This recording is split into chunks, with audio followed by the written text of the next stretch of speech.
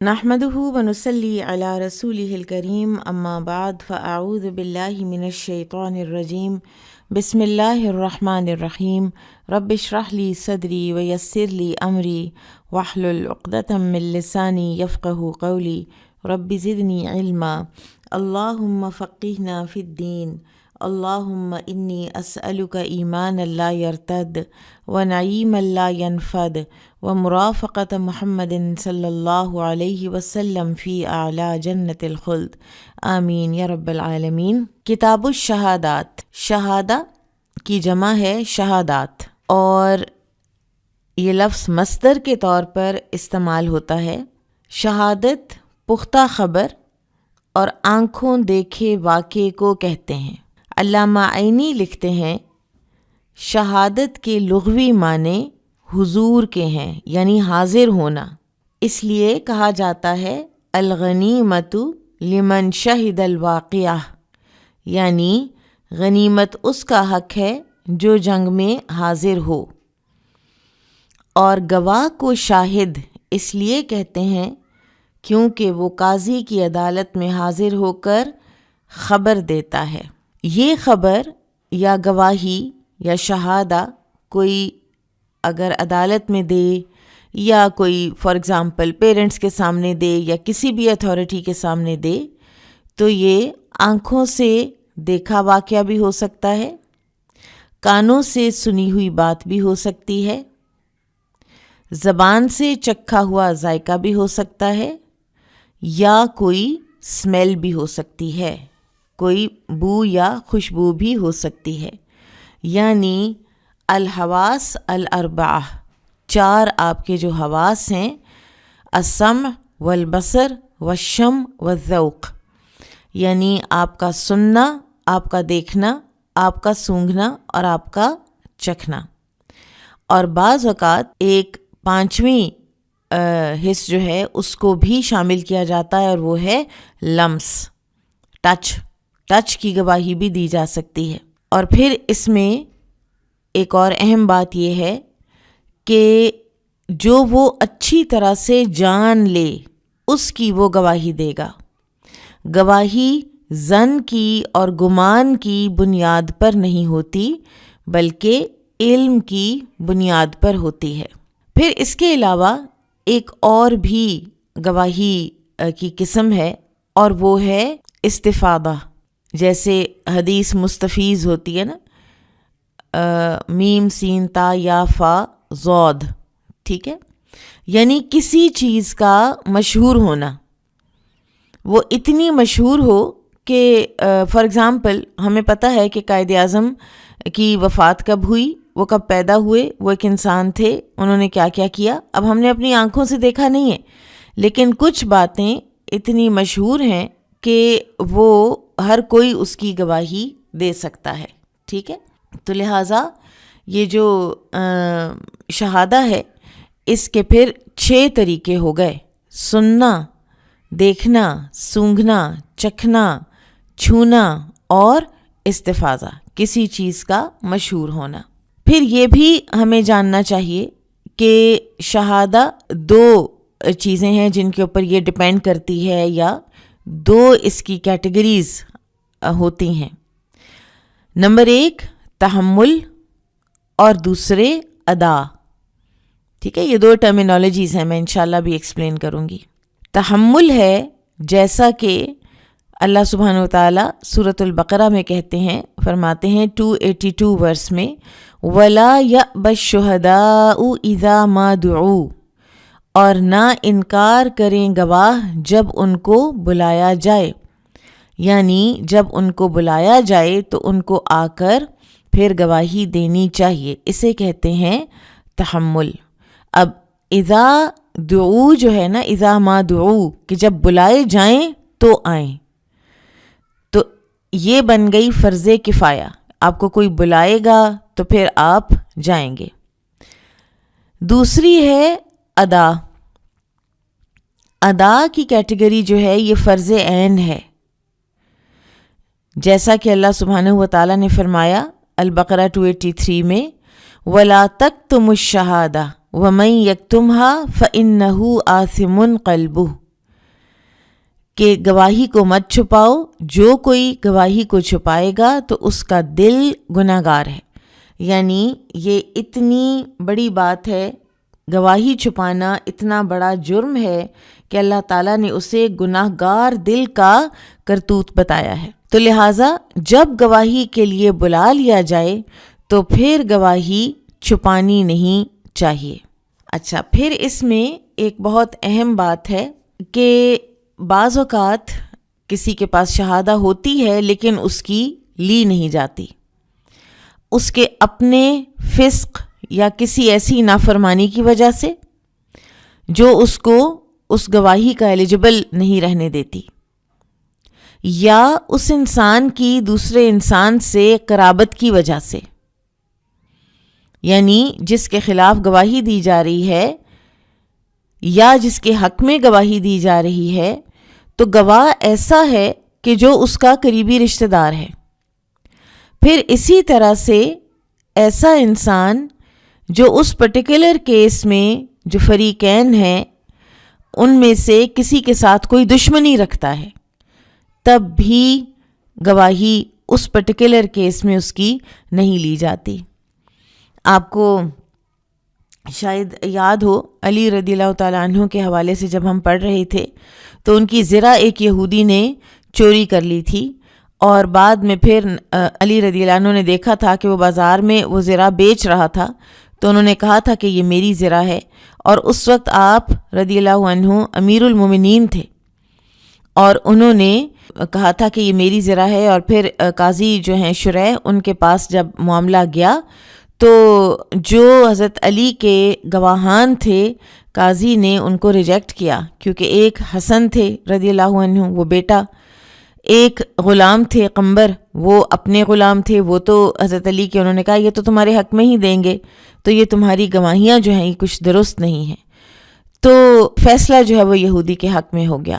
اور اس کو دیکھ کر، اس انصاف کو دیکھ کر اور شہادہ کا اتنا اعلیٰ معیار دیکھ کر وہ یہودی مسلمان ہو گیا تھا، اور کہا جاتا ہے کہ وہ پھر تھرو آؤٹ حضرت علی رضی اللہ تعالیٰ عنہ کے ساتھ ہی رہا ہے، اتنا وہ ان کا وفادار ہوا۔ اور پھر اس نے جب مان لیا خود، اس نے کہا کہ امیر المومنین زرہ آپ ہی کی ہے، اور میں نے فلاں وقت پہ میں نے آپ کی گری تھی، آپ گھوڑے پہ سوار ہوئے تھے تو میں نے چرا لی تھی۔ تو حضرت علی نے کہا کہ اچھا اب یہ تم ہی رکھ لو، تمہاری ہوئی، اور اس کے بعد پھر وہ مسلمان ہو گیا تھا۔ انشاءاللہ احادیث دیکھتے ہیں، جیسے جیسے کوئی کانسیپٹس آئیں گے انشاءاللہ ان کو کلیئر کرتے جائیں گے۔ باب ما جاء فی البینۃ علی المدعی، دلیل پیش کرنے کی ذمہ داری مدعی پر ہے۔ بینہ یعنی دلیل کس پر ہے؟ مدعی پر۔ فار ایگزامپل، ایک کہتا ہے بندہ کہ میری چوری ہوئی ہے، افشاں اسد کہتی ہیں کہ میری چوری ہوئی ہے، اور وہ الزام لگا دیتی ہیں کسی بی پرسن کے اوپر، ٹھیک ہے۔ اب افشاں اسد جو ہیں وہ بتائیں گی کہ ان کے پاس کیا دلیل ہے کہ ان کی چوری اس بی پرسن نے کی ہے، ٹھیک ہے۔ بی پرسن کو نہیں کہا جائے گا کہ تم پروو کرو کہ تم نے چوری نہیں کی، بلکہ جو مدعی ہے، جو دعویٰ کر رہا ہے کہ میرا فلاں نقصان ہوا ہے اور فلاں شخص نے کیا ہے، دلیل بھی وہی لائے گا۔ لقولہ تعالی یا ایہا الذین آمنوا اذا تداینتم بدین الی اجل مسمی فاکتبوہ، الآیہ البقرہ 282۔ اللہ سبحانہ و تعالیٰ کا یہ فرمان کہ اے ایمان والو، جب تم کسی مقررہ مدت کے لیے ادھار کا معاملہ کرو تو اسے لکھ لیا کرو۔ وقول اللہ عز وجل، اور اللہ عز وجل کا یہ فرمان، یا ایہا الذین آمنوا کونوا قوامین بالقسط شہداء للہ الی قولہ بما تعملون خبیرا، النساء 135۔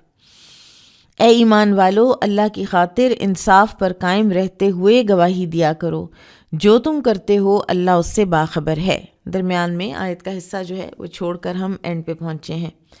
اب اس عنوان کو ثابت کرنے کے لیے امام بخاری رحمہ اللہ نے کسی حدیث کا حوالہ نہیں دیا، بلکہ یہ 2 آیات ہی بیان کی ہیں، اور یا پھر اس حدیث کی طرف اشارہ ہو سکتا ہے امام بخاری رحمہ اللہ کا، جو انہوں نے کتاب الرہن کے آخر میں بیان کی ہے کہ رسول اللہ صلی اللہ علیہ وسلم نے ایک معاملے کا فیصلہ کرتے ہوئے فرمایا تھا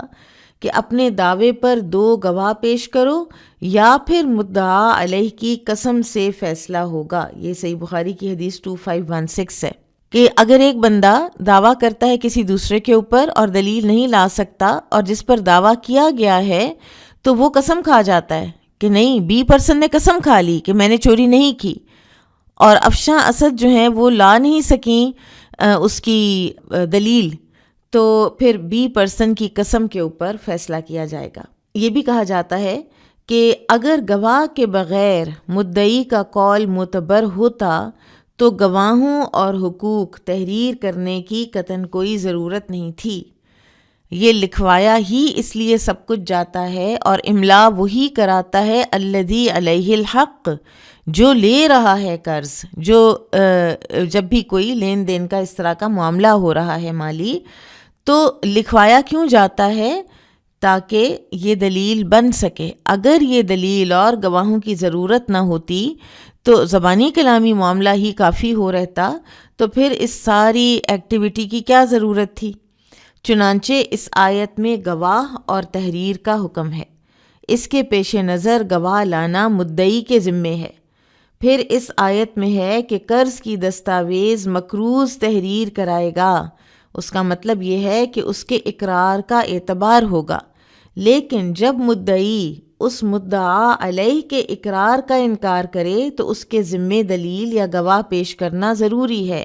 یعنی اگر بی پرسن کہتا ہے کہ میں نے چوری نہیں کی اور افشاں کہتی ہیں کہ نہیں اسی نے کی ہے چوری، تو پھر افشاں لائیں گی گواہ۔ اور یہ بالکل ایک فطری اصول ہے کہ کسی دعوے میں دلیل پیش کرنے کی ذمہ داری مدعی کی ہے۔ اسے بتانا ہوگا کہ اس کا دعویٰ کس بنیاد پر ہے، اور اپنا دعویٰ اگر وہ ثابت نہیں کر سکے گا تو اس صورت میں مدعا علیہ یعنی دوسرا جو بندہ ہے جس پر دعویٰ کیا گیا ہے، اس کی ذمہ داری ہے کہ وہ قسم دے کر اپنی صفائی پیش کرے۔ اس میں آپ کو یاد ہوگا ہم نے ایک حدیث پیچھے پڑھی تھی کہ ایک صحابی جو نبی صلی اللہ علیہ وسلم کے پاس اپنی کوئی زمین کا کوئی جھگڑا لے کر آئے تھے،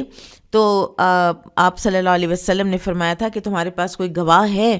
تو انہوں نے کہا تھا کہ میرے پاس گواہ تو نہیں ہے۔ تو آپ صلی اللہ علیہ وسلم نے فرمایا کہ پھر اس کو بلاؤ اور اس سے قسم کھلواؤ۔ تو انہوں نے کہا کہ یا رسول اللہ صلی اللہ علیہ وسلم وہ تو قسم کھا جائے گا جھوٹی۔ تو پھر آپ صلی اللہ علیہ وسلم نے وہ بات فرمائی تھی جس کا مفہوم ہے کہ تم میں سے بعض لوگ اپنی چرب زبانی کی وجہ سے یا غلط بیانی کی وجہ سے مجھ سے کوئی ایسا فیصلہ کروا لیتے ہو جو تمہارے حق میں ہوتا ہے، لیکن قیامت کے دن کوئی اگر کسی کی پیلو کی شاخ کی ایک لکڑی جو ہے اتنے حصہ بھی اگر کسی نے کسی کا ناحق ہتھیایا ہوگا تو قیامت کے دن وہ 7 زمینوں کا طوق بنا کر اس کو پہنائی جائے گی۔ باب اذا عدل رجل رجلا فقال لا نعلم الا خیرا او ما علمت الا خیرا، اگر کوئی کسی کی صفائی دے، اذا عدل، ٹھیک ہے، یہاں لفظ جو ہے وہ دیکھنے والا ہے عدل، کسی کی صفائی دے یعنی کسی کی تعدیل کرے، کسی کو کہے کہ نہیں یہ بڑا اچھا انسان ہے، تو کیسے کہنا چاہیے؟ ہم بھلائی کے سوا کچھ نہیں جانتے، یا مجھے تو اس کی بھلائی ہی معلوم ہے۔ اب یہاں پر دلیل امام بخاری رحمہ اللہ کون سی لائے ہیں؟ قال حدثنا حجاج قال حدثنا عبد الله بن عمر النميري قال حدثنا يونس وقال الليث قال حدثني يونس عن ابن شهاب قال أخبرني عروة بن الزبير وابن المسيب وعلقمة بن وقاص وعبيد الله بن عبد الله عن حديث عائشة رضي الله عنها وبعض حديثهم يصدق بعضا حين قال لها أهل الإفك ما قالوا۔ سبحان اللہ۔ اب دیکھیے کہ واقعہ افک میں سے امام بخاری رحمہ اللہ یہاں پر استدلال کرتے ہوئے لائے ہیں تعدیل کیسے کی جاتی ہے۔ آپ سے کوئی کسی کے بارے میں پوچھے تو آپ نے اس کی کس طرح سے گواہی دینی ہے۔ اگر آپ اس کی اچھی گواہی دیں گے تو وہ کہتے ہیں کہ ابن شہاب زہری سے روایت ہے، انہوں نے کہا مجھے عروہ بن زبیر، سعید بن مسیب، علقمہ بن وقاص اور عبید اللہ بن عبداللہ نے عائشہ رضی اللہ عنہا کے واقعے کے متعلق بتایا۔ ان کی کچھ باتیں دوسری بیان کردہ باتوں کی تصدیق کرتی ہیں۔ جب ان کے بارے میں اہل افک نے یعنی جھوٹ بولنے والوں نے، بہتان لگانے والوں نے کہا جو بھی کہا، فدعا رسول اللہ صلی اللہ علیہ وسلم علی و اسامہ، تو بلایا تھا رسول اللہ صلی اللہ علیہ وسلم نے علی اور اسامہ رضی اللہ عنہما کو، حین استلبث الوحی، جب رکی رہی وحی، لبثہ کہتے ہیں ٹھہرنا، جب ٹھہری ہوئی تھی وحی، کافی دن ہو گئے تھے وحی نہیں آ رہی تھی، معاملہ جو ہے وہ لٹکا ہوا تھا، تو ایسے میں آپ صلی اللہ علیہ وسلم نے سوچا کہ گواہی لی جائے کچھ ایسے لوگوں سے کہ جو مجھے درست بات بتائیں گے۔ یستأمرہما فی فراق اہلہ، آپ صلی اللہ علیہ وسلم نے مشورہ کرنے کے لیے بلایا ان دونوں کو کہ اپنی اہلیہ کو چھوڑ دوں عائشہ رضی اللہ تعالی عنہا کے لیے۔ فَأَمَّا أُسَامَةُ فَقَالَ، تو جو تھے اسامہ انہوں نے تو کہا اہلک ولا نعلم الا خیرا، انہوں نے تعدیل کی عائشہ رضی اللہ عنہا کی، اور وہ تعدیل کیا تھی کہ آپ کی بیوی ہیں اور ہم نہیں جانتے ان میں کوئی بات سوائے خیر کے۔ وقالت بریرۃ، اور بریرہ نے کہا ان رأیت علیہا امرا، اب آپ دیکھیے کہ یہاں پر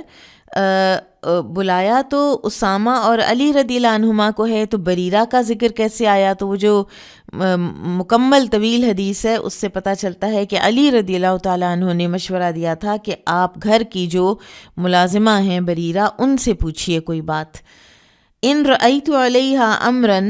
انہوں نے کہا کہ میں نے نہیں دیکھا کوئی معاملہ اغمسہ اکثر من انہا جاریۃ حدیثۃ السن، جو ان کی شان کے خلاف ہو، سوائے اس کے زیادہ سے زیادہ یہ کہ وہ ایک نوخیز اور بھولی بھالی لڑکی ہیں، تنام عن عجین اہلہا، جو کہ گندھے ہوئے آٹے کو رکھ کر سو جاتی ہیں، یعنی اہل خانہ کا آٹا گندھا پڑا ہوتا ہے اور عائشہ رضی اللہ عنہا سو جاتی ہیں۔ فتأتی الداجن فتأکلہ، تو پالتو بکری آ کر اس کو کھا جاتی ہے۔ فقال رسول اللہ صلی اللہ علیہ وسلم، تو فرمایا رسول اللہ صلی اللہ علیہ وسلم نے، من یعذرنا فی رجل، کون مجھ سے عذر خواہی کرے گا، یعنی میری ہیلپ کے لیے کون اٹھے گا اس آدمی کے بارے میں، بلغنی اذاہ فی اہل بیتی، جس کی ایذا مجھے میرے گھر والوں تک بھی پہنچ گئی ہے۔ فواللہ ما علمت من اہلی الا خیرا، اب نبی صلی اللہ علیہ وسلم نے خود بھی تعدیل کی ہے عائشہ رضی اللہ عنہا کی، بس قسم اللہ کی میں نے اپنی اہلیہ میں، بیوی میں خیر کے سوا کچھ نہیں دیکھا۔ وَلَقَدْ ذَكَرُوا رَجُلًا مَا عَلِمْتُ عَلَيْهِ إِلَّا خَيْرًا، اور جس آدمی کا ذکر کیا جا رہا ہے میں اس میں بھی سوائے خیر کے کچھ نہیں جانتا، یعنی صفوان بن معطل رضی اللہ عنہ کے بارے میں۔ اب اسلام نے مقدمات کا فیصلہ کرتے وقت گواہوں کے عادل اور نیک چلن ہونے پر بہت زور دیا ہے کہ گواہ خود بھی عادل اور نیک چلن ہونے چاہیے، کیونکہ فیصلے کی بنیاد گواہ ہی تو ہوتے ہیں۔ ان کی صفائی کا یہی طریقہ ہے کہ عدالت میں کوئی قابل اعتماد آدمی ان گواہوں کی نیک سیرتی بیان کر دے۔ دوسرا یہ بھی ہو سکتا ہے کہ حکومت خود گواہ کے متعلق اپنے ذرائع استعمال کرے کہ وہ کیسا آدمی ہے، اور پھر عدالت کو اس کے متعلق مطلع کیا جائے۔ اس سے آپ دیکھیے کہ جو اسلامی طریقہ کار ہے اس میں آپ دیکھیں کہ کوئی بھی شخص اٹھ کے کسی دوسرے کے بارے میں کوئی بھی بات کر دے تو وہ کچھ بھی سٹینڈنگ نہیں رکھتی جب تک کہ اس کی اپنی ذاتی زندگی نہ دیکھ لی جائے، اس کی اپنی تعدیل نہ ہوئی بھی ہو، اور پھر اس کے بعد یہ بھی دیکھا جائے کہ اس کا جس بندے کے حق میں یا خلاف یہ گواہی دے رہا ہے اس کے ساتھ تعلق کیا ہے۔ کوئی محبت کا ہے یا اینیموسٹی کا ہے یا قریبی رشتہ داری کا ہے یا مطلب کا ہے، کیا اس کے محرکات ہیں گواہی دینے میں؟ اسلام تو گواہیوں کو اتنا زیادہ چینلائز کرتا ہے کہ کہیں سے بھی کوئی احتمال نہ رہے کسی جھوٹی یا بائسڈ گواہی کے پتہ بھی چلنے کا یا وہ رجسٹر بھی ہونے کا۔ پھر اس حدیث سے یہ بھی معلوم ہوا کہ کسی کو نیک چلن بتانے کے لیے اتنا ہی کافی ہے کہ عمومی طور پر جنرل اس کی نیک سیرتی کی بات کر دی جائے، جیسا کہ اسامہ رضی اللہ عنہ نے عائشہ رضی اللہ عنہ کے متعلق بیان کیا تھا۔ اور ویسے بھی انسان کسی سے متعلق اپنے علم کے مطابق ہی خبر دے سکتا ہے، اصل حقیقت حال سے اللہ کے سوا کوئی بھی واقف نہیں ہوتا، اللہ کے سوا کوئی بھی نہیں جان سکتا۔ باب شہادت المختبئی، چھپ کر حالات معلوم کرنے والے کی گواہی، مختبئی چھپ کر بات سننے والا۔ وَأَجَازَهُ عَمْرُ بْنُ حُرَيْثٍ قَالَ وَكَذَلِكَ يُفْعَلُ بِالْكَاذِبِ الْفَاجِرِ وَقَالَ الشَّعْبِيُّ وَابْنُ سِيرِينَ وَعَطَاءٌ وَقَتَادَةُ السَّمْعُ شَهَادَةٌ وَكَانَ الْحَسَنُ يَقُولُ لَمْ يُشْهِدُونِي عَلَى شَيْءٍ وَلَكِنْ سَمِعْتُ كَذَا وَكَذَا۔ عمر بن حریث نے چھپ کر بات سننے یا واقعہ دیکھنے والے کی گواہی کو جائز قرار دیا ہے، جیسے یہ انٹیلیجنس ایجنسیز ہوتی ہیں یا بعض اوقات یہ جاسوس وغیرہ جو جاسوسی کرنی پڑتی ہے تو وہ جائز ہے، لیکن اس میں یہ نہیں کہ نیک شریف لوگوں کے گھروں کو بگ کر لیا جائے یا ان کے ویڈیوز بنائی جائیں، یا یہ انتہا کی یہ گری ہوئی حرکتیں ہیں، ان کا اسلام سے کوئی تعلق نہیں ہے، ٹھیک ہے۔ پھر انہوں نے فرمایا کہ خائن اور فاجر آدمی کے ساتھ ایسا ہی برتاؤ کیا جائے، یعنی جو خائن اور فاجر ہے اس کی چھپ کر بات بعض اوقات سننی پڑ جاتی ہے کہ کیا یہ کہہ رہا ہے، کیا اس کے معاملات ہیں، کیا اس کی ایکٹیویٹیز ہیں۔ امام شعبی، ابن سیرین، عطا اور قتادہ نے کہا سن لینا بھی گواہی ہے۔ حسن بصری فرماتے ہیں رحمہ اللہ، لوگوں نے مجھے کسی چیز پر گواہ تو نہیں بنایا، البتہ میں نے ایسا ایسا سنا ہے۔ اب مثال کے طور پر اگر کسی نے ایک آدمی کا قرض دینا ہے اور وہ بظاہر اس کا اقرار نہیں کرتا اور قرض خواہ اسے کسی تنہائی کے مقام پر لے جاتا ہے جہاں ایک آدمی چھپا ہوا ہے، وہاں وہ مقروض اپنے قرض کا اقرار کر لیتا ہے اور چھپ کر بیٹھنے والا شخص اس اقرار کو سن لیتا ہے، اور آج کے دور میں تو ریکارڈنگ بھی کی جا سکتی ہے۔ تو کیا ایسی گواہی معتبر ہے یا نہیں؟ کیا شہادت میں صرف سننا کافی ہے یا جس سے سنا گیا ہو اسے دیکھنا بھی ضروری ہے؟ بعض جو قاضی تھے، مثلا قاضی شریح رحمہ اللہ، چھپ کر بات سننے والے کی گواہی کو قبول نہیں کرتے تھے، البتہ عمر بن حریث اسے جائز قرار دیتے، کیونکہ خیانت پیشہ ظالم کے ساتھ یہی سلوک کیا جائے گا، اس کے بغیر وہ قانون کی زد میں آ نہیں سکتا۔ اور احادیث سے ہمیں پتہ چلتا ہے کہ یہ کیا جا سکتا ہے اگر اس کی اشد ضرورت ہو، ورنہ یہ نہیں کہ لوگوں کے پرائیویٹ میٹرز کو بھی انسان ریکارڈ کرے اور ان کو بلیک میل کرنے کی کوئی صورت نکالتا رہے۔ یہ ایک انتہائی اخلاق سے گری ہوئی حرکت ہے، چاہے کوئی بھی کر رہا ہو۔ قال حدثنا ابو الیمانی قال اخبرنا شعیب عن الزہری قال سالم سمعت عبد اللہ بن عمر رضی اللہ عنہما یقول انطلق رسول اللہ صلی اللہ علیہ وسلم وابی بن کعب الانصاری۔ عبداللہ بن عمر رضی اللہ عنہما سے روایت ہے، وہ کہتے ہیں کہ رسول اللہ صلی اللہ علیہ وسلم اور ابی بن کعب انصاری ایک مرتبہ گئے یؤمان النخل التی فیہا ابن صیاد، ارادہ کرتے تھے آپ صلی اللہ علیہ وسلم اور ابی بن کعب دونوں ارادہ کر کے چلے اس نخلستان کا، اس کھجور کے باغ کا جس میں ابن صیاد تھا، حتیٰ اذا دخل رسول اللہ صلی اللہ علیہ وسلم، یہاں تک کہ رسول اللہ صلی اللہ علیہ وسلم جب باغ میں داخل ہو گئے، تفق رسول اللہ صلی اللہ علیہ وسلم یتقی بجذوع النخل، چھپنے لگے کھجوروں کے تنوں کی آڑ میں، یعنی ابن سیاد ہمیں دیکھ نہ لے۔ وَهُوَ يَخْتِلُ أَن يَسْمَعَ مِنَ ابْنِ صَيَّادٍ شَيْئًا، اور آپ صلی اللہ علیہ وسلم اس کی کچھ باتیں سننا چاہتے تھے ابن سیاد کی، قبل ان یراہ، اس سے پہلے کہ وہ دیکھ لیتا آپ صلی اللہ علیہ وسلم کو۔ وابن سیاد، اور ابن سیاد جو ہے، مضطجع علی فراشہ، اس وقت لیٹا ہوا تھا اپنے بستر پر، فی قطیفۃ لہ، اور اس کے اوپر ایک چادر تھی، اس میں لپٹا ہوا تھا، بلینکٹ میں، فیہا رمرمۃ او زمزمۃ، اور اس کی جو باتیں تھیں نا ان میں ایسے گنگناہٹ سی تھی، جیسے کوئی بھنبھناہٹ ہوتی ہے، کچھ سمجھ نہیں آ رہی تھی کہہ کیا رہا ہے۔ فرأت ام ابن سیاد النبی صلی اللہ علیہ وسلم وہو یتقی بجذوع النخل، تو دیکھ لیا ابن سیاد کی ماں نے آپ کو صلی اللہ علیہ وسلم کو، اور اس نے پھر فوراً کہا، فقالت لابن سیاد، تو اس نے کہا ابن سیاد سے، اے صاف، اے صاف، یعنی وہ سیاد کو صاف کہتی تھی، ابن سیاد کو، ھذا محمد، یہ محمد ہیں صلی اللہ علیہ وسلم۔ فتناہا ابن سیاد، تو ابن سیاد اپنی جو گنگناہٹ تھی اس سے رک گیا۔ قال النبی صلی اللہ علیہ وسلم، تو نبی صلی اللہ علیہ وسلم نے فرمایا، لو ترکتہ بینہ، اگر یہ اس کو اس کے حال پر چھوڑ دیتی تو معاملہ واضح ہو جاتا۔ یعنی یہاں پر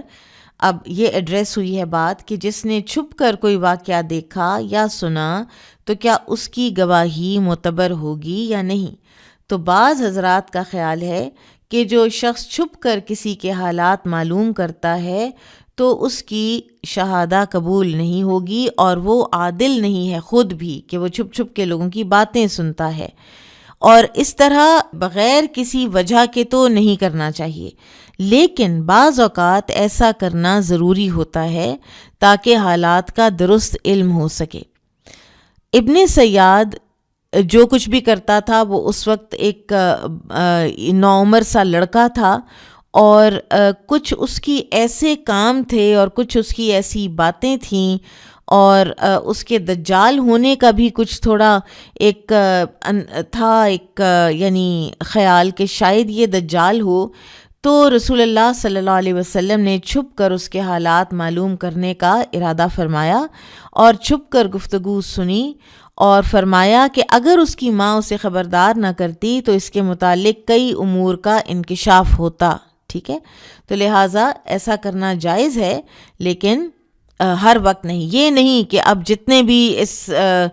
شہر میں گھر ہیں ان سب کو بگ کر دیا جائے کہ ہمیں سب کے حالات کا پتہ ہو، لیکن اگر کسی کی نقل و حرکت مشکوک ہو رہی ہے تو اس پر نظر رکھی جا سکتی ہے۔ تو اگر چھپ کر بات سننے والے کی گواہی قبول نہ کی جائے تو پھر ساری یہ سراغ رسانی کا محکمہ اور اس کی ساری کارکردگی جو ہے وہ تو نل اینڈ وائڈ ہو جائے گی۔ اور اب تو دنیا ترقی اتنی کر گئی ہے کہ کسی مقام پر چھوٹا سا آلہ لگایا جاتا ہے جس میں ساری جو مجلس ہے اس کی گفتگو ریکارڈ ہو جاتی ہے، تو ایسی شہادت قبول تو ہوگی، یعنی ایڈمیسیبل ہوگی کورٹ میں، البتہ اس پر جرح کی جا سکتی ہے، بات کی جا سکتی ہے، اس کو بھی دیکھا جا سکتا ہے کہ کہیں آؤٹ آف کانٹیکسٹ تو چیزیں کوٹ نہیں ہو رہی، کہیں ان میں کوئی ایڈیٹنگ کر کے ان کو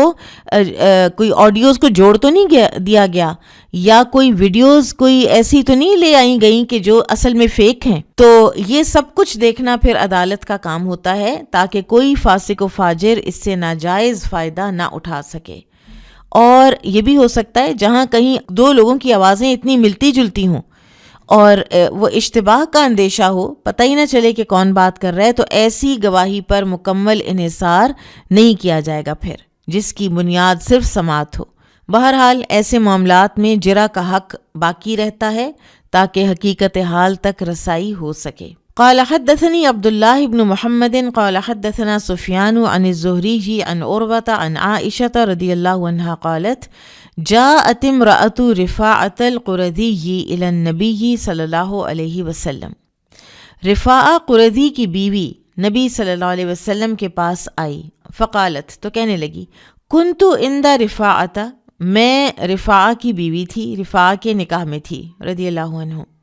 فطلقنی فابت طلاقی، تو انہوں نے مجھے طلاق دی ہے اور طلاق دے دی ہے تینوں، بائن، پکی طلاق دے دی ہے، یعنی رجوع کا حق باقی نہیں رہا. فتزوجت عبد الرحمن ابن الزبیر، یہ زبیر ہے، زبیر نہیں ہے، اس کو آپ کریکٹ کر لیجئے. تو میں نے پھر شادی کر لی، نکاح کر لیا عبد الرحمن بن زبیر سے. انما معه مثل ہدبۃ الثوب، اور اس کا تو ایسا ہے جیسے لٹکتا ہوا کپڑا، یعنی یہ کنایا ہے نامرد ہونے کی طرف. فقال، تو نبی صلی اللہ علیہ وسلم نے فرمایا، اتریدین ان ترجعی الی رفاعہ،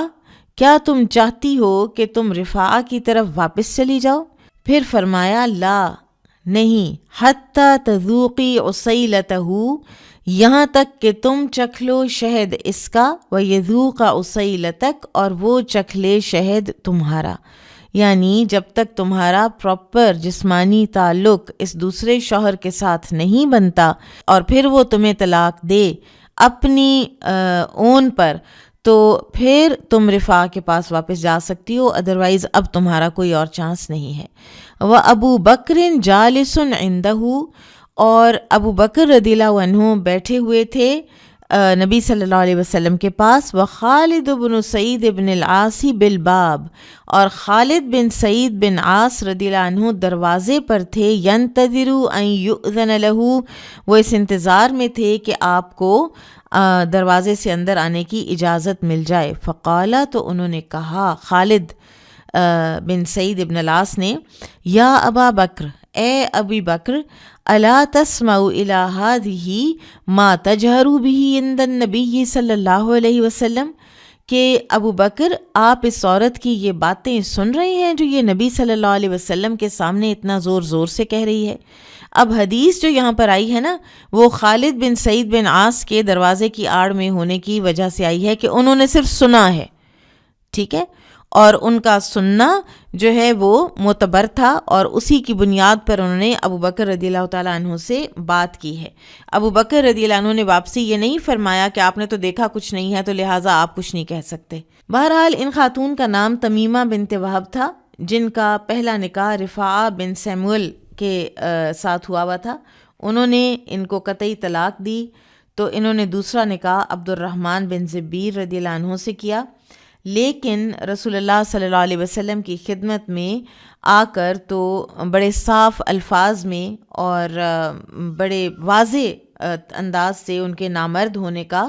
اعلان کیا. عبد الرحمن رضی اللہ عنہ کو قرائن سے پتہ چلا کہ یہ میری شکایت کرے گی، تو وہ اپنے 2 بیٹوں کو ساتھ لائے جو پہلی بیوی کے بطن سے تھے، اور کھلے الفاظ میں اس خاتون کے موقف کی تردید بھی کی. ٹھیک ہے، تو یہ واقعہ دوسری سائڈ سے دیکھا جائے تو اس طرح سے ہے. بہرحال اس سے ہمیں یہ بھی پتہ چلتا ہے کہ جو پلانڈ حلالے ہیں یہ کسی صورت بھی جائز نہیں، بلکہ نبی صلی اللہ علیہ وسلم نے لعنت فرمائی ہے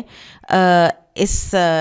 حلالہ کرنے والے پر، کروانے والے پر، اور جس کے لیے کروایا جائے اس پر. یعنی ایک لعنت زدہ فعل ہے، اور ہماری سوسائٹی میں خاصا عام اس کو کر دیا گیا ہے. اور اللہ ہمیں معاف کرے اور ہمیں دین پر درست طور پر چلنے کی توفیق عطا فرمائے. اور اس حدیث کی مزید تفصیل ہے وہ کتاب اللباس میں آئے گی انشاءاللہ. باب اذا شہد شاہد او شہود بشیء وقال آخرون ما علمنا بذلک یحکم بقول من شہد. جب ایک یا متعدد افراد کسی چیز کی گواہی دیں اور دوسرے کہیں کہ ہمیں پتہ نہیں، تو گواہی دینے والوں کے مطابق فیصلہ ہوگا، مثبت بات کا فیصلہ کیا جائے گا. ایک بندہ کہتا ہے فلاں کام فلاں وقت پہ جب میں موجود تھا تو ہوا ہے، دوسرا کہتا ہے مجھے پتہ نہیں ہے ہوا ہے کہ نہیں ہوا، تو مانی کس کی جائے گی؟ وہ جو کہہ رہے ہوا ہے. قال الحمیدی هذا كما اخبر بلال ان النبی صلی اللہ علیہ وسلم صلی فی الکعبہ. امام حمیدی رحمہ اللہ بیان کرتے ہیں کہ یہ ایسا معاملہ ہے جیسا کہ بلال رضی اللہ عنہ نے نبی صلی اللہ علیہ وسلم کے متعلق کہا تھا کہ آپ نے کعبہ کے اندر نماز پڑھی. وقال الفضل، اور فضل بن عباس جو آپ کے چچا کے بیٹے ہیں انہوں نے کہا تھا لم یصلی، کہ نہیں پڑھی. فاخذ الناس بشہادت بلال، تو لوگوں نے بلال رضی اللہ عنہ کی گواہی کو قبول کیا. کذالک ان شہد شاہدانی، اسی طرح اگر دو گواہ یہ گواہی دیں ان لفلان علی فلان الف درہم، کہ فلاں کا فلاں شخص پر 1000 درہم قرض ہے. وشہد آخرانی، اور دوسرے دو گواہی دیتے ہیں و500 کے اوپر 500 اور بھی ہے، ٹھیک ہے، وہ 1500 کا کی گواہی دیتے ہیں. یقضی بالزیادہ، تو فیصلہ کیا جائے گا زیادہ کے حوالے سے. اب پھر وہی بات آ گئی نا کہ اگر گواہ جو ہے وہ جھوٹ بول رہا ہو تو پھر وہ پہلے ہی بات ہو چکی کہ گواہ کے عادل ہونے کی کیا شرائط ہیں اور کس کس طرح سے یہ دروازے بند کیے جاتے ہیں کہ کوئی اس طرح کی گواہی جو ہے وہ نہ دے پائے. اگر وہ رشتہ دار ہے تو اس کی قبول نہیں ہوگی، وہ دشمن ہے تو قبول نہیں ہوگی، وہ خود فاسق ہے تو قبول نہیں ہوگی. ٹھیک ہے، مثلاً کچھ لوگوں نے ایک حادثے کی گواہی دی، حادثہ ہوا ہے، ٹھیک ہے، دوسرے لوگوں نے کہا ہمیں تو اس کا علم ہی نہیں ہے، تو حادثے کے واقع ہونے کی گواہی دینے والوں کے قول کے مطابق فیصلہ ہوگا، کیونکہ قاعدہ کیا ہے، اس بات کو نفی پر ترجیح ہوتی ہے. قال حدثنا حبان قال اخبرنا عبد الله قال اخبرنا عمرو بن سعيد بن ابي حسين قال اخبرني عبد الله بن ابي مليكة عن عقبة بن الحارث انه تزوج ابنة لابي ايهاب بن عزيز. یہ بھی بڑی ہی خوبصورت اور انٹرسٹنگ حدیث ہے کہ عقبہ بن حارث رضی اللہ عنہ سے روایت ہے کہ انہوں نے ابو ایہاب بن عزیز کی بیٹی سے نکاح کیا. فأتته امرأة، تو اس کے پاس ایک عورت آئی، ایک بدو عورت آئی. فقالت، تو اس نے کہا قد ارضعت عقبہ واللتی تزوجا، میں نے عقبہ اور جس سے اس نے نکاح کیا ہے دونوں کو دودھ پلایا ہے. فقال لها عقبہ، تو عقبہ نے کہا اس سے ما اعلم انکی ارضعتنی ولا اخبرتنی، اور مجھے تو یہ پتہ ہی نہیں ہے کہ تم نے مجھے دودھ پلایا اور نہ ہی کبھی تم نے مجھے اس سے پہلے بتائی یہ بات. فارسل الی آل ابی ایہاب، تو آل ابی ایہاب کی طرف جو عقبہ ہیں انہوں نے پیغام بھیجا. یسألہم، ان سے سوال پوچھ بھیجا. فقالو، تو انہوں نے کہا ما علمناہ ارضعت صاحبتنا، ہمیں تو پتہ نہیں ہے کہ ہماری اس رشتہ دار بچی کو، بیٹی کو، کیونکہ آل ابی ایہاب کی طرف گیا. ابی ایہاب شاید اب زندہ نہیں ہے، یا ڈائریکٹ پیرنٹس نہیں ہیں، یا جیسے عربوں کا طریقہ تھا کہ وہ صحراؤں میں اور ان قبائل میں بھیج دیا کرتے تھے جو کہ گاؤں ٹائپ ہوتے تھے تاکہ وہاں پہ کھلی آب و ہوا میں بچے رہیں اور عربی بھی بہترین سیکھیں. تو وہاں پر ہو سکتا ہے کہ جو رضائی ماں لے گئی ہو اس کے علاوہ کسی اور نے بھی کچھ عرصے کے لیے دودھ پلا دیا ہو، اور اسی طرح کوئی بھی وجہ ہو سکتی ہے کیونکہ یہ کلچر اتنا عام تھا اور بعض اوقات یہ 2-2 3-3 بچے اٹھا لاتی تھیں اور دودھ پلاتی تھیں، اور کیونکہ ان کو اس کا اچھا خاصا معاوضہ ملتا تھا پیرنٹس سے، تو اس لیے وہ اتنا پریولنٹ کلچر تھا کہ اس میں ان 2 بچوں نے ایک ہی خاتون کا، بدو خاتون کا دودھ پیا ہے اور ان کو پتہ بھی نہیں ہے. فرکب الی النبی صلی اللہ علیہ وسلم بالمدینۃ فسألہ، تو اب وہ نیا نکاح ہوا تھا اور اب ان کے اوپر یہ مشکل آ پڑی تھی کہ یہ تو تمہاری رضائی بہن ہے. تو پھر وہ گئے سیدھے سواری پر سوار ہو کر نبی صلی اللہ علیہ وسلم کے پاس. اور یہ حدیث امام بخاری پیچھے لائے ہیں کتاب العلم میں بھی کہ مسئلہ پوچھنے کے لیے کہیں نہ کہیں جانا، یعنی ایفرٹ کرنا علم حاصل کرنے کے لیے. فقال رسول اللہ صلی اللہ علیہ وسلم کیف وقد قیل، کہ اب کیا ہو سکتا ہے، کیسے تم اسے رکھ سکتے ہو جب کہ بات کہہ دی گئی ہے، رضاعت کی بات کہہ دی گئی ہے. اس خاتون نے کیوں کہنی تھی ورنہ اگر یہ سچ نہ ہوتا. ففارقہا، تو پھر عقبہ نے ان خاتون سے علیحدگی اختیار کر لی. ونکحت زوجا غیرہ، اور ان خاتون نے پھر کسی اور سے نکاح کر لیا. تو اس حدیث کے مطابق دودھ پلانے والی عورت نے رضاعت کو ثابت کیا اور عقبہ بن حارث اور ان کی بیوی کے اہل خانہ نے نفی کی، تو رسول اللہ صلی اللہ علیہ وسلم نے اس بات کو نفی پر ترجیح دی اور عقبہ کو بیوی سے علیحدہ ہونے کا حکم دے دیا۔ انشاءاللہ رضاعت کے مزید احکامات کتاب النکاح میں آئیں گے۔ باب الشہداء العدول، گواہوں کے عادل ہونے کا بیان۔ وقول اللہ تعالی وَأَشْهِدُوا ذَوَيْ عَدْلٍ مِّنْكُمْ وَمِمَّنْ تَرْضَوْنَ مِنَ الشُّهَدَاءِ، ارشاد باری تعالیٰ ہے اپنے میں سے 2 معتبر آدمیوں کو گواہ کر لو۔ اسی طرح اللہ سبحانہ و تعالیٰ کا فرمان ہے جن گواہوں کو تم پسند کرتے ہو۔ وہی بات، عادل گواہ کا مطلب یہ ہے کہ وہ آدمی معقول ہو، سنجیدہ ہو، مسلم معاشرے میں لوگوں کے ہاں اس کی اچھی شہرت ہو، وہ برے کام نہ کرتا ہو اور نہ ہی وہ پیشہ ورانہ گواہی دینے کا عادی ہو، یعنی پیسے لے کر گواہیاں دینے والا نہ ہو۔ پھر اسی طرح سے عدول کی شرائط میں مسلمان ہونا اور مسلمانوں کے ہاں پسندیدہ ہونا بھی ضروری ہے۔ پھر کچھ اور شرائط ہیں، مسلمان، عاقل، بالغ، آزاد اور نیک، کیونکہ غلام کی بھی اگر گواہی لی جائے تو وہ بھی اس کے اتنے ہاتھ بندھے ہوئے ہوتے ہیں کہ عین ممکن ہے کہ وہ درست گواہی نہ دے سکے۔ پھر عاقل اور بالغ ہونا بھی ضروری ہے۔ ہاں یہ ہے کہ اگر فرض کریں کسی 5 یا 6 سال کے بچے نے کوئی سین دیکھا ہے اور وہ سین اس کی دماغ میں ثبت ہو گیا ہے، نقش ہو گیا ہے، اب وہ جب بڑا ہوتا ہے، بالغ ہوتا ہے، پھر جب وہ اس کو ریکال کرتا ہے تو اس کی گواہی لی جا سکتی ہے، ڈپینڈنگ کہ دیگر شواہد کیا کہتے ہیں۔ لیکن اسی وقت وہ 4-5 سال کا بچہ اگر کوئی بات کرتا ہے تو وہ پھر عموماً ایڈمیسیبل نہیں ہوتا، اس کا بالغ ہونا ضروری ہوتا ہے۔ قال حدثنا الحكم بن نافع قال أخبرنا شعيب عن الزهري قال حدثني حميد بن عبد الرحمن بن عوف أن عبد الله بن عتبة قال سمعت عمر بن الخطاب رضي الله عنه يقول، عبداللہ بن عتبہ سے روایت ہے، وہ کہتے ہیں کہ میں نے عمر بن خطاب رضی اللہ عنہ کو یہ فرماتے ہوئے سنا، ان اناسن، کہ بے شک لوگ، کانوا یؤخذون بالوحی فی عہد رسول اللہ صلی اللہ علیہ وسلم، لے لیا کرتے تھے یا ان کی بعض پرس ہوا کرتی تھی، ان کو پکڑا جاتا تھا وحی کے ذریعے سے نبی صلی اللہ علیہ وسلم کے عہد میں۔ وَإِنَّ الْوَحْيَ قَدْ انْقَطَعَ، لیکن اب تو وحی کا سلسلہ منقطع ہو گیا ہے۔ وَإِنَّمَا نَأْخُذُكُمُ الْآنَ بِمَا ظَهَرَ لَنَا مِنْ أَعْمَالِكُمْ، تو اب ہم تمہاری پکڑ کیا کریں گے تمہارے ظاہری اعمال کی بنیاد پر۔ فَمَنْ أَظْهَرَ لَنَا خَيْرًا أَمِنَّاهُ وَقَرَّبْنَاهُ، جس کو ہم نے بظاہر دیکھا کہ وہ اس میں خیر ہے، وہ اچھا کام کرتا ہے، تو ہم اس پر اعتماد بھی کریں گے اور اپنا ساتھی بنائیں گے، اپنے قریب بھی کریں گے۔ وَلَيْسَ إِلَيْنَا مِنْ سَرِيرَتِهِ شَيْءٌ، اور اس کے سر کی یعنی اس کے باطن کی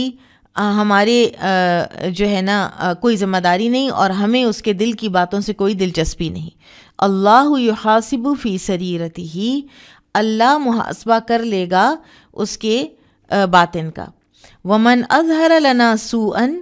اور جو بظاہر ہمیں برا لگے گا، جب غلط کام کرے گا، لم نأمنہ ولم نصدقہ، نہ ہم اس پر اعتماد کریں گے اور نہ ہی اسے سچا قرار دیں گے۔ وَإِن قَالَ، چاہے وہ کہے، ان سریرتہ حسنۃ، کہ میرا باطن تو بڑا ہی عمدہ ہے۔ ہم کہتے ہیں نا کہ وہ دل کی بڑی اچھی ہیں، زبان ان کی بڑی سخت ہے، تو جو معاملہ ہوگا نا کسی گواہی کا یا کسی وقت کسی بات کے فیصلے کا، تو وہ زبان کی سختی پر ہوگا، دل کی اچھائی پر نہیں۔ دلوں کی معاملات جو ہیں وہ اللہ تعالیٰ ہی جانتے ہیں، اور قیامت کے دن اللہ تعالیٰ دلوں کے معاملات کے مطابق فیصلہ کر لیں گے۔ اب اس بات پر علماء کا اتفاق ہے کہ قبول شہادت کے لیے عدالت شرط ہے، البتہ عدالت کی صفت میں اختلاف ہے، صفت عدالت میں اختلاف ہے۔ امام بخاری کا رجحان یہ معلوم ہوتا ہے کہ عدالت میں انسان کے ظاہر کو دیکھا جائے گا، بشرطے کہ اس کا کوئی عیب مشہور نہ ہو۔ باطنی معاملات پر عدالت کا دار و مدار ہرگز نہیں کیا جائے گا۔ یہ بہت اہم بات ہے۔ ہم عام طور پر جج کرتے ہوئے، اور ہر کسی کو کرنا پڑ جاتا ہے، جس کو بھی کوئی نہ کوئی پوزیشن ملی ہوتی ہے اتھارٹی کی، اس کو اب یہاں پر ہمیں یاد رکھنا چاہیے کہ کتنا زیادہ یہ چیز جو ہے یہ اہم ہے کہ جب بھی انسان کوئی فیصلہ کرے، کوئی گواہوں کی بات سنے، تو کتنا ان بائسڈ ہونے کی ضرورت ہے اور کتنا اس کے ظاہر پر معاملہ کرنے کی ضرورت ہے۔ اس سلسلے میں جمہور اہل علم کا موقف ہے کہ عدالت اسلام کے علاوہ ایک سے زائد صفات کا نام ہے، یعنی وہ صرف عادل صرف مسلمان ہونے سے نہیں ہو جاتا، اس کو شرعی احکامات کی پابندی بھی کرنی ہوتی ہے، اور وہ مستحبات پر عمل کرنے والا ہو۔ مستحبات کون سے اعمال ہوتے ہیں کہ جن کو کرنے میں ثواب ہے، نہ کرنے میں گناہ نہیں ہے، لیکن وہ شریعت کے مستحبات پر عمل کرتا ہے، ناپسندیدہ اور حرام کاموں سے بچتا ہے۔ ٹھیک ہے، تو ظاہر کو دیکھا جائے گا اور باطن کی کھوج نہیں لگائی جائے گی۔ اب یہ جو عمر رضی اللہ تعالیٰ عنہ نے یہ بھی فرمایا ہے نا کہ ان اناسا کانوا یؤخذون بالوحی فی عہد رسول اللہ صلی اللہ علیہ وسلم، کہ کچھ لوگ تھے جو پکڑے جاتے تھے یا ان کا مواخذہ کیا جاتا تھا بذریعہ وحی رسول اللہ صلی اللہ علیہ وسلم کے عہد مبارک میں۔ تو گویا کہ عمر رضی اللہ تعالیٰ عنہ اشارہ کر رہے ہیں ان بعض منافقین کی طرف کہ جن کے بارے میں نبی صلی اللہ علیہ وسلم کو خبر دی گئی تھی وحی میں کہ یہ پکے منافق ہیں۔ مثال کے طور پر جن کی کچھ نام جو ہیں وہ حذیفہ بن یمان، جن کو پھر صاحب سر کہا گیا، صاحب سر رسول، ان کو نام بتائے تھے آپ صلی اللہ علیہ وسلم نے بعض منافقین کے۔ پھر اس سے ہمیں ایک اور بات پتہ چلتی ہے عمر رضی اللہ تعالیٰ عنہ کے اس فرمان سے کہ نبی صلی اللہ علیہ وسلم کی وفات کے ساتھ وحی کا سلسلہ منقطع ہو گیا ہے۔ اب اگر کوئی شخص یہ دعویٰ کرتا ہے کہ اللہ نے اس کی طرف کوئی وحی نازل کی ہے رسول اللہ صلی اللہ علیہ وسلم کی وفات کے بعد، تو وہ کاذب ہے، وہ جھوٹا ہے، اس کی بات نہیں لی جائے گی۔ پھر اسی طرح سے اس عمر رضی اللہ تعالیٰ عنہ کے فرمان سے ایک اور بات ہم سیکھتے ہیں، اور وہ یہ ہے کہ اللہ سبحانہ و تعالیٰ کا علم ہر چیز پر محیط ہے، وہ انسان کے ظاہر و باطن دونوں کو جانتا ہے، جبکہ انسان صرف ظاہر پر معاملہ کر سکتے ہیں، کسی کے باطن کی کسی کو خبر نہیں ہے۔ اچھا، ایک اور انٹرسٹنگ بات یہاں پہ ہم دیکھ لیتے ہیں کہ وحی کا سلسلہ تو منقطع ہو گیا ہے، لیکن الرؤیا الصادقہ ابھی باقی ہیں، یعنی سچے خوابوں کا آنا ابھی باقی ہے۔ اور بہت سے صحابہ کرام، تابعین وغیرہ، ان لوگوں نے بڑے ایسے ایسے سچے خواب دیکھے ہیں کہ جو انتہائی انٹرسٹنگ پھر لگتے ہیں جب انسان ان کو پڑھتا ہے، اور کس طرح اللہ سبحانہ وتعالیٰ اپنے بندوں کی رہنمائی کرتے ہیں۔ اور ابھی بھی آ سکتے ہیں، کافر کو بھی آ سکتا ہے سچا خواب، تو جیسا کہ سورہ یوسف میں ہم دیکھتے ہیں کہ بادشاہ کو سچا خواب آیا تھا قحط کے حوالے سے۔ تو بہرحال یہ نبوت کا ایک 36واں حصہ جو ہے یہ ابھی باقی ہے، اور وہ ہیں سچے خواب۔ بابو تعدیلی کم یجوز،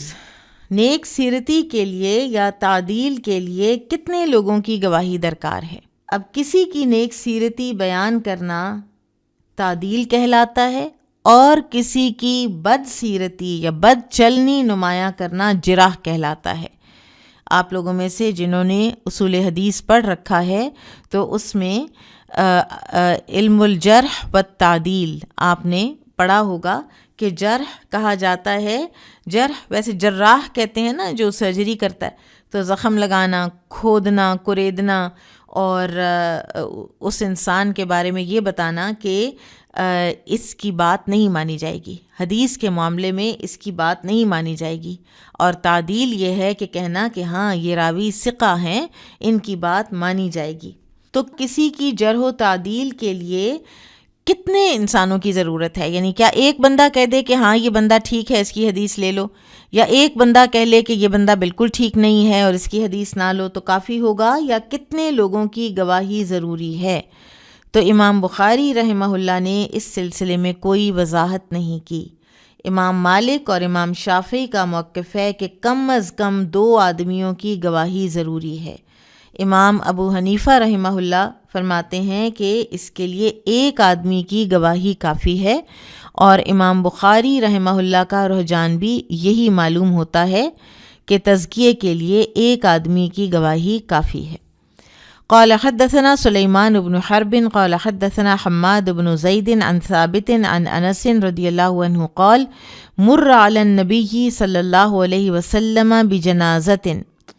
نبی صلی اللہ علیہ وسلم کے پاس سے ایک جنازہ گزرا، فاثنوا علیہا خیرا،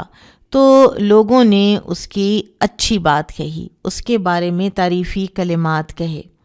فقال وجبت، تو آپ صلی اللہ علیہ وسلم نے فرمایا واجب ہو گئی۔ ثم مر باخری فاثنوا علیہا شرا، پھر ایک اور جنازہ گزرا تو اس کی کوئی برائی ذرا بات کی، شر اس کے حوالے سے منسوب کیا گیا، او قال غیر ذالک، یا اس کے علاوہ کچھ کہا۔ فقال وجبت، تو آپ صلی اللہ علیہ وسلم نے پھر فرمایا واجب ہو گئی۔ فقیلا، تو کہا گیا یا رسول اللہ، اے اللہ کے رسول صلی اللہ علیہ وسلم، قلت لہذا وجبت ولہذا وجبت، آپ نے اس کے لیے بھی وجبت کہا، دوسرے کے لیے بھی وجبت کہا۔ قال، آپ صلی اللہ علیہ وسلم نے فرمایا شہادت القومی، قوم کی، لوگوں کی گواہی، المؤمنون شہداء اللہ فی الارض، اہل ایمان زمین پر اللہ کے گواہ ہیں۔ پہلے جنازے کے متعلق لوگوں کی زبان پر کلمہ خیر تھا کہ اچھا آدمی تھا، ظلم و زیادتی نہیں کرتا تھا وغیرہ، جبکہ دوسرے جنازے کے متعلق لوگوں کا تبصرہ اچھا نہیں تھا۔ تو رسول اللہ صلی اللہ علیہ وسلم نے دونوں قسم کے تبصرے سن کر فرمایا واجب ہو گئی، یعنی نیک آدمی کے لیے جنت واجب ہو گئی اور برے کے لیے جہنم واجب ہو گئی۔ پھر آپ صلی اللہ علیہ وسلم نے وضاحت فرمائی کہ امت مسلمہ کے افراد زمین پر اللہ کی گواہی دینے والے ہیں، اگر ان کا اجتماعی فیصلہ کسی کے اچھے یا برے ہونے سے متعلق ہے تو حقیقت میں وہی اللہ کا فیصلہ ہے۔ وہ کہتے ہیں نا زبان خلق نقارہ خدا، یہ فیصلہ ان لوگوں کا معتبر ہوگا جو اس زمین میں شریعت کے تقاضوں کو سمجھنے اور پورا کرنے والے ہوں۔ کوئی خدا نخواستہ نعوذ باللہ کوئی تشیع الفاحشہ کرتا ہے، فحش کی اشاعت کرتا ہے، شراب نوشی کرتا ہے، بظاہر اس کا دین سے کوئی تعلق نہیں ہے، اور اسی کا اپنا کوئی ساتھی وفات پا جاتا ہے، پھر وہ اس کی خوبیاں بیان کرتا ہے، تو اس کی جو اس کے بارے میں باتیں ہیں وہ قابل قبول نہیں ہیں۔ جو خود بھی لوگ اسلام کو مانتے ہیں اور عمل کرتے ہیں اس کے اوپر، وہ جب کسی کے بارے میں کوئی اچھی بات کہتے ہیں تو وہ دراصل اللہ ہی کی طرف سے ایک سچی ناموری ہوتی ہے جو اس انسان کو ملتی ہے۔ تو امام بخاری رحمہ اللہ کا مقصد یہ ہے کہ کسی شخص کی نیک سیرتی بیان کرنے میں رائے عامہ کو بہت دخل ہے، جیسا کہ اس حدیث میں رائے عامہ کی تصدیق کی گئی ہے۔ قال حدثنا موسى بن اسماعیل قال حدثنا داود بن ابی الفرات قال حدثنا عبد الله بن بریدة عن ابی الاسود قال اتیت المدینة، ابو الاسود سے روایت ہے، وہ کہتے ہیں کہ میں ایک مرتبہ مدینہ آیا، وقد وقع بها مرض، اور تب مدینہ میں ایک وبائی مرض پھیلا ہوا تھا، وہم یموتون موتا ذریعا، اور لوگ تیزی سے فوت ہو رہے تھے مدینہ میں۔ تو یہ عمر رضی اللہ تعالیٰ عنہ کے دور خلافت کی بات ہے۔ فجلست الی عمر رضی اللہ عنہ، تو میں عمر رضی اللہ عنہ کے پاس بیٹھ گیا۔ فمرت جنازت، تو ایک جنازہ گزرا، فاثنی خیرا، تو اس کی تعریف کی گئی۔ فقال عمر وجبت، ثم مر باخری، پھر ایک اور جنازہ گزرا، فاثنی خیرا، اس کی بھی تعریف کی گئی۔ فقال وجبت، تو عمر نے کہا رضی اللہ عنہ نے وجبت، واجب ہو گئی۔ ثم مر بالثالث، پھر ایک تیسرا جنازہ گزرا، فاثنی شرا، تو اس کی لوگوں نے ذرا برائی بیان کی۔ فقال وجبت، تو انہوں نے پھر فرمایا وجبت، واجب ہو گئی۔ فقلت ما وجبت یا امیر المؤمنین، میں نے پوچھا کیا چیز واجب ہو گئی اے امیر المؤمنین؟ قال، تو انہوں نے فرمایا قلت کما قال النبی صلی اللہ علیہ وسلم، میں نے ویسے ہی کہا ہے جیسے نبی صلی اللہ علیہ وسلم نے فرمایا تھا، ایما مسلمن، کوئی بھی مسلمان، شہد لہو اربعۃ بخیر، اس کی اگر گواہی دے دیں 4 آدمی اس کی نیک سیرتی کی، ادخلہ اللہ الجنہ، تو اللہ تعالیٰ اس کو جنت میں داخل کر دے گا۔ قلنا وثلاثۃ، تو ہم نے پوچھا کہ اور 3 بھی؟ قال وثلاثۃ، تو آپ صلی اللہ علیہ وسلم نے فرمایا ہاں 3 بھی۔ قلنا واثنان، قال واثنان، ہم نے پوچھا کیا 2 بھی؟ تو آپ نے فرمایا 2 بھی۔ ثم لم نسألہ عن الواحد، پھر ہم نے ایک کی گواہی کے بارے میں پوچھا ہی نہیں کہ اگر ایک صرف گواہی دے کسی کے اچھا ہونے کی تو کیا ہوگا۔ اب اس حدیث میں عمر رضی اللہ عنہ نے رسول اللہ صلی اللہ علیہ وسلم کی بیان کی ہوئی بات کو دہرایا، اور البتہ اس میں اچھے یا برے ہونے کی گواہی دینے والوں کی تعداد کا بیان ہے کہ اگر 2 اہل ایمان بھی کسی کے متعلق گواہی دیں تو اسے تسلیم کیا جائے گا۔ اس لیے معلوم ہوا کہ تعدیل یعنی نیک سیرتی بیان کرنے کے لیے کم از کم 2 آدمیوں کی گواہی کافی ہے۔ البتہ گواہی دینے والوں کے لیے ضروری ہے کہ وہ خود بھی اچھے کردار اور مثالی عقائد و نظریات کے حامل ہوں۔ امام بخاری رحمہ اللہ کے دوسرے عنوانات سے معلوم ہوتا ہے کہ وہ تزکیے کے لیے بہرحال ایک آدمی کی گواہی کو بھی کافی سمجھتے تھے۔ باب الشہادتی علی الانصاب والرداع المستفید والموت القدیم، وقال النبی صلی اللہ علیہ وسلم اردعتنی وابا سلمۃ ثویبۃ وتثبت فیہ۔ نسب، مشہور ردات اور عرصہ دراز پہلے کی وفات پر گواہی، اور اس ردات میں احتیاط کا بیان۔ نبی صلی اللہ علیہ وسلم نے فرمایا مجھے اور ابو سلمہ کو ثویبہ نے دودھ پلایا تھا۔ ابو سلمہ کی بیٹی کے ساتھ کسی نے ایک بات کسی وقت پوچھی کہ شاید آپ ان سے نکاح کرنا چاہتے ہیں، تو آپ صلی اللہ علیہ وسلم نے تب فرمایا تھا کہ مجھے اور ابو سلمہ کو اکٹھے ثویبہ نے دودھ پلایا تھا۔ اب آپ صلی اللہ علیہ وسلم کو خود تو یاد نہیں ہے نا،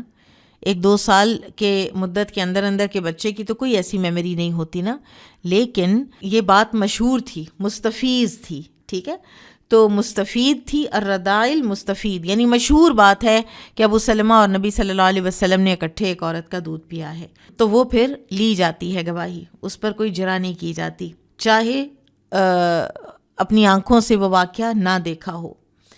قال حدثنا آدم قال حدثنا شعبة قال أخبرنا الحكم عن إراك بن مالك عن عروة بن الزبير عن عائشة رضي الله عنها قالت استأذن علي أفلح، اجازت چاہی مجھ سے افلح نے آنے کی رضی اللہ عنہ، فلم آذن له، تو میں نے تو اس کو اجازت نہ دی، فقال، افلح نے کہا اتحتجبین منی وانا عمک، کیا تم مجھ سے حجاب کرتی ہو جبکہ میں تمہارا چچا ہوں؟ فقلت، تو میں نے کہا وکیف ذالک، آپ میرے چچا کیسے ہو گئے؟ فقالا، تو انہوں نے کہا اردعت کی امرأۃ اخی بلبن اخی، دودھ پلایا آپ کو میرے بھائی کی بیوی نے میرے بھائی سے پیدا ہونے والے دودھ کو، یعنی یہ جو ہے نا عورت کے جو بچہ پیدا ہونے کے بعد جو دودھ آتا ہے اس کو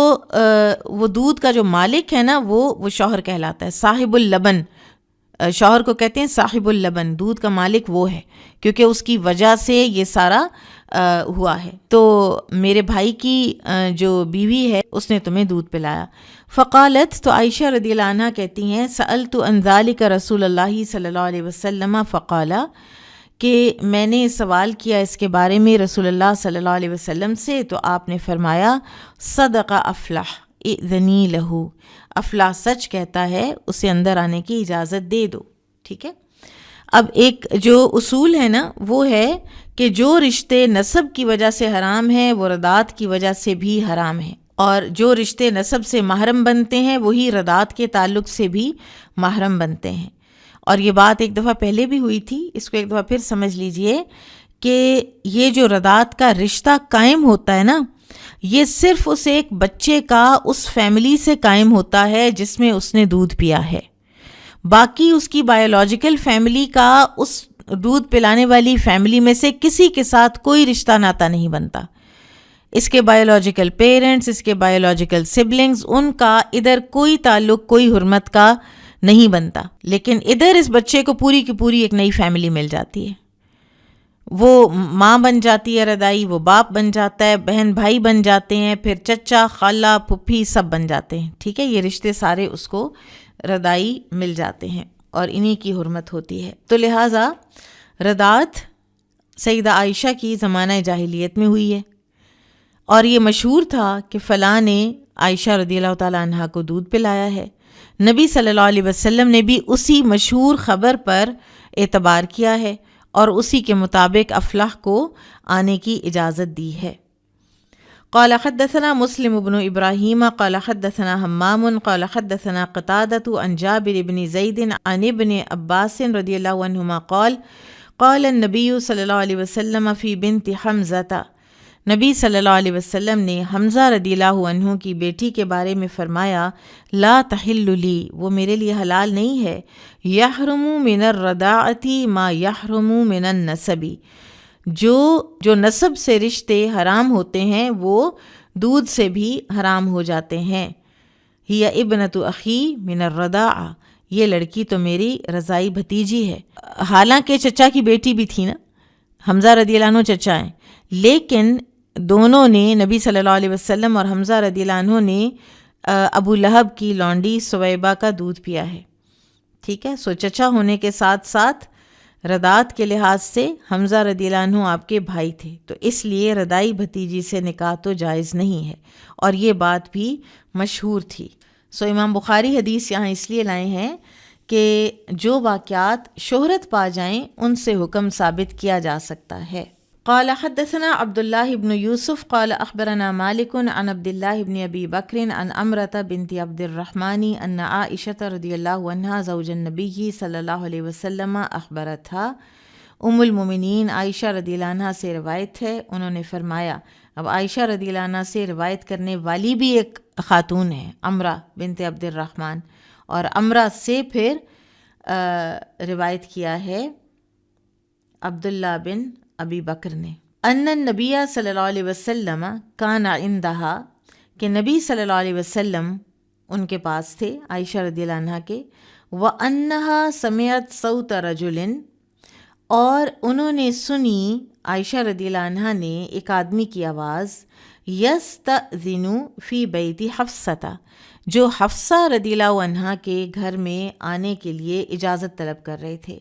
قالت عائشہ رضی اللہ عنہا، تو عائشہ رضی اللہ عنہ کہتی ہیں، فقلت، تو میں نے کہا، یا رسول اللہ، اے اللہ کے رسول، اراہ فلانا، میرا خیال ہے کہ یہ فلاں شخص ہے، لأمی حفصہ من الرضاعہ، جو کہ حفصہ رضی اللہ عنہ کا رضاعت سے چچا ہے۔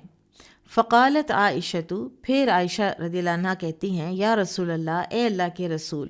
ھذا رجل، یہ آدمی، یستأذن فی بیتک، یہ آپ کے گھر میں آنے کی اجازت طلب کر رہا ہے، یعنی ظاہر ہے حفصہ رضی اللہ عنہ کا گھر آپ صلی اللہ علیہ وسلم کا ہی گھر تھا۔ قالت، پھر عائشہ رضی اللہ عنہ فرماتی ہیں، فقال رسول اللہ صلی اللہ علیہ وسلم اراہ فلانا، تو پھر فرماتی ہیں کہ نبی صلی اللہ علیہ وسلم نے فرمایا کہ میں سمجھتا ہوں کہ یہ فلاں شخص ہے، لیمی حفصہ من الرضاعی، جو حفصہ کا رضی اللہ عنہ کا رضائی چچا ہے۔ فقالت عائشہ، تو عائشہ کہتی ہیں رضی اللہ عنہ، لو کان فلان حیا، کہ اگر فلاں شخص زندہ ہوتا، لیمہا من الرضاعہ، جو کہ ان کا چچا بنتا تھا رضاعت سے، دخل علیہ، تو میرے گھر داخل ہو سکتا تھا۔ فقال رسول اللہ صلی اللہ علیہ وسلم نعم، تو آپ صلی اللہ علیہ وسلم نے فرمایا کہ ہاں، ان الرضاعۃ یحرم منہا ما یحرم من الولادہ، کہ رضاعت تمام ان رشتوں کو محرم بنا دیتی ہے یا حرام کر دیتی ہے جو نسب کی وجہ سے حرام ہوتے ہیں یا ولادت کی وجہ سے یعنی لینیج کی وجہ سے۔ عائشہ رضی اللہ عنہ کے 2 رضائی چچا تھے، ایک ابو القویس جنہوں نے ابو بکر رضی اللہ عنہ کے ساتھ دودھ پیا تھا، وہ ابو بکر رضی اللہ عنہ کے رضائی بھائی تھے اور اس نسبت سے وہ عائشہ رضی اللہ عنہ کے رضائی چچا ہوئے، اور اس حدیث کے مطابق وہ فوت ہو چکے تھے۔ دوسرے افلاح نامی چچا تھے جو ابو القویس ہی کے بھائی تھے، اور وہ اس وقت زندہ تھے اور جن کے ساتھ عائشہ رضی اللہ عنہ کی گفتگو بھی ہوئی تھی، پیچھے حدیث گزری ہے ابھی۔ تو امام بخاری کا مقصد یہاں حدیث لانے کا رضاعت کے قوانین بتانا نہیں ہے، بلکہ مشہور رشتوں کے لیے گواہی کی ضرورت نہیں ہوتی۔ بہرحال تحقیق کر لینی بھی چاہیے آج کل کے دور میں، جب کہ گواہیوں کا معیار بہت نیچے چلا گیا ہوا ہے، لوگ جھوٹ بولتے ہیں اور اپنا مطلب نکالتے ہیں، اور اسی طرح سے اب تو رضاعت اتنی کامن بھی نہیں رہ گئی نا۔ قال حدثنا محمد بن كثير قال أخبرنا سفيان عن أشعث بن أبي الشعثاء عن أبيه عن مسروق أن عائشة رضي الله عنها قالت دخل علي النبي صلى الله عليه وسلم وعندي رجل فقال يا عائشة من هذا؟ قلت أخي من الرضاعة. قال يا عائشة انظرن من إخوانكن فإنما الرضاعة من المجاعة. تابعه ابن مہدی عن سفیان۔ عائشہ رضی اللہ عنہ سے روایت ہے، انہوں نے فرمایا کہ نبی صلی اللہ علیہ وسلم میرے گھر تشریف لائے تو ایک شخص میرے پاس بیٹھا تھا۔ آپ صلی اللہ علیہ وسلم نے دریافت کیا، عائشہ یہ کون ہے؟ میں نے عرض کیا یہ میرا رضائی بھائی ہے۔ آپ نے فرمایا عائشہ ذرا اپنے رضائی بھائی کے بارے میں غور و فکر کر لیا کرو، کیونکہ اس رضاعت کا اعتبار ہے جس میں دودھ بھوک کی وجہ سے پیا جائے۔ ابن مہدی نے سفیان سے روایت کرنے میں محمد بن کثیر کی مطابقت کی ہے۔ اب اس حدیث سے امام بخاری نے ثابت کیا ہے کہ دودھ کا رشتہ بہرحال غور و فکر کا تقاضا کرتا ہے کہ جو لڑکی کسی کا دودھ پی لے تو اس کا بیٹا اس کا بھائی نہیں بن جاتا، بلکہ رضاعت اس عمر میں ثابت ہوگی جب بچہ دودھ کے علاوہ اور کوئی چیز استعمال نہ کرتا ہو، مدت رضاعت میں یعنی 2 سال کے اندر اندر۔ اور پھر دیگر احادیث سے پتہ چلتا ہے کہ کم از کم 5 مرتبہ دودھ پیٹ بھر کے پینے سے رضاعت ثابت ہوتی ہے۔ اگر کسی عورت نے یوں ہی کسی روتے ہوئے بچے کو چپ کرانے کے لیے تھوڑا سا دودھ پلا دیا تو اس سے رضاعت ثابت نہیں ہوگی۔ بہرحال ان احادیث کو بھی پیش کرنے سے امام بخاری کا مقصد نسب، رضاعت اور موت قدیم کے شہرت سے ثابت ہونے کو ثابت کرنا ہے،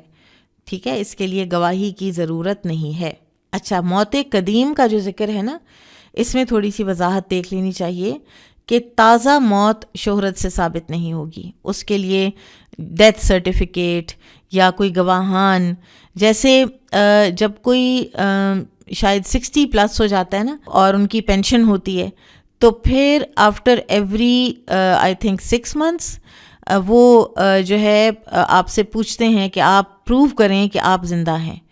اس لیے کہ بعض رشتہ دار یہ بھی کرتے ہیں کہ ایک انسان جس کی پینشن آتی ہے وہ وفات پا گیا، لیکن وہ اس کی پینشن لیتے رہتے ہیں یہ دکھا کر کہ وہ خود زندہ ہیں، تو اس لیے وہ ایک پروف جو ہے وہ گورنمنٹ لیتی ہوتی ہے۔ تو جدید موت، تازہ موت جو ہے وہ شہرت سے ثابت نہیں ہوتی۔ ہمارے معاشرے میں تو بعض لوگ اپنی بہنوں کو وراثت سے محروم کرنے کے لیے ان کو کوئی رشوت لے دے کر پٹواریوں کو تو ان کو مردہ ظاہر کر دیتے ہیں، حالانکہ وہ زندہ ہوتی ہیں۔ انشاءاللہ آج ہم ادھر تک ہی رکھیں گے۔ بارک اللہ فیکم، سبحانک اللہم و بحمدک، اشہد ان لا الہ الا انت، استغفرک و اتوب الیک۔ السلام علیکم و رحمۃ اللہ وبرکاتہ۔